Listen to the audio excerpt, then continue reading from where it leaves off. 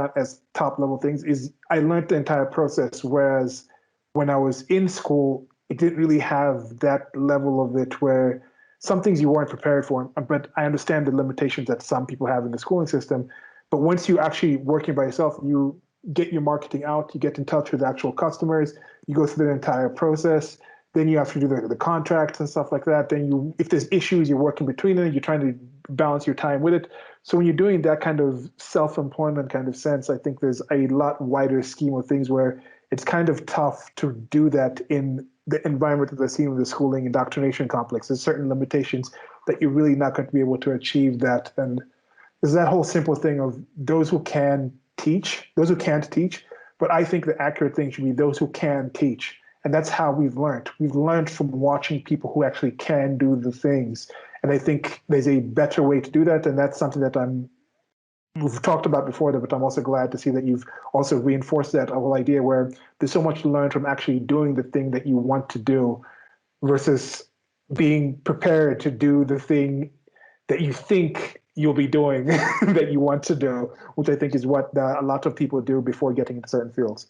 There's an interesting phenomenon too. I don't know what to call it, but basically where you'll learn certain things in certain places and then you'll apply them in other places. You'll be like, where did I learn that? And be like, oh, I learned that here. And that even applies to, I mean, there are bosses who I've despised who I've learned things from. So it's like, I try to separate the personality from the skills. Cause it's like, there are things that like, I can criticize certain bosses, but they'll do things well. And then like, I'll do that in a later place. Like, where did I get that? Oh yeah, it was from this guy. But it's like, I think, there has to be emphasis on the skills rather than the personality. Cause it's like, I think we're guilty of falling into, I don't like this person, I'm going to write them off. And I admit I've fallen into that too. But at some point you realize like whether what to do or what not to do, you can learn that from pretty much anyone you work with on some level.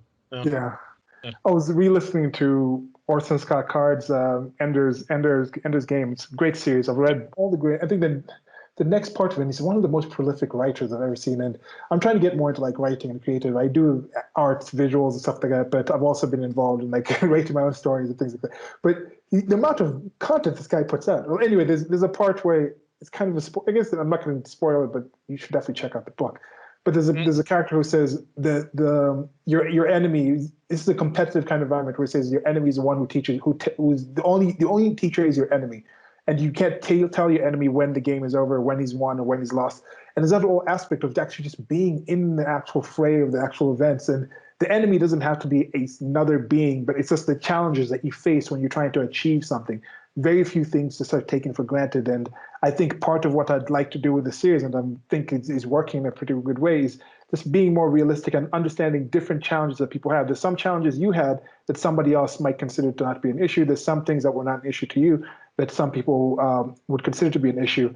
But I definitely think one big issue across the board is there's a lot of secrecy or a lot of limitations on the knowledge of certain fields that are available for people to know, that are not industry secrets, that are not things that I don't think there's any real benefit to hide the truth and reality of the way certain things are. But I don't understand why people still do that.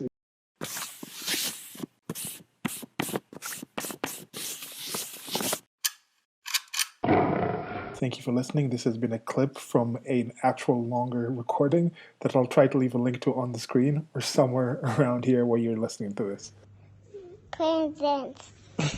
Presents. Presents. Presents. Peasants. Okay. Okay.